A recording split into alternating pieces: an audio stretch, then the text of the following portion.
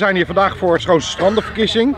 En die is eigenlijk grotendeels door de Green Deal Schone Stranden en Nederland Schoon. Er zijn langs de kust worden er op 36 plaatsen 2 keer metingen gedaan. Waarbij eigenlijk de metingen gedaan worden zowel waar de mensen hun auto of een fiets parkeren, de duinovergangen, voor de strandpaviljoens en bij de vloedlijn. Er worden 2 keer toe worden daar metingen gedaan, zeg maar.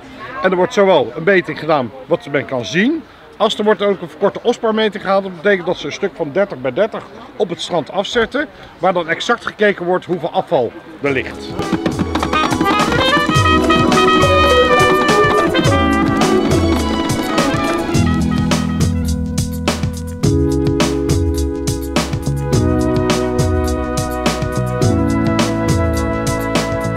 Schoon Zeeland is een initiatief van alle 13 gemeenten en de 5 natuur- en milieu-educatiecentra. En wij zorgen voor een stukje participatie en bewustwording over zwerfafval, waaronder ook een deel schone stranden. Aan alle Zeeuwse stranden hebben we schone jongens en meiden lopen. Dus dat is een team van jongens en meiden, allemaal met een Schoon Zeeland shirt aan, die aandacht vragen aan de badgasten voor schone stranden. Dus die geven strandzakjes en peukenbakjes uit.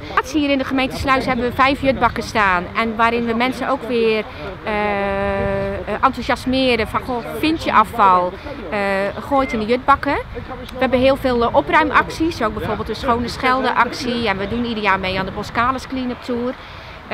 En Schoon Zeeland is er niet alleen. We staan hier nu aan de kust. We gaan nu voor schone stranden, maar we gaan niet alleen maar voor schone stranden. We gaan ook natuurlijk voor meer het binnenland. Ook dat willen we schoon hebben. Dus ook daar hebben we allerlei acties. Ook echt compliment voor de mensen die het werk doen. En ook voor de samenwerking tussen de verschillende partijen die met het strand te maken hebben.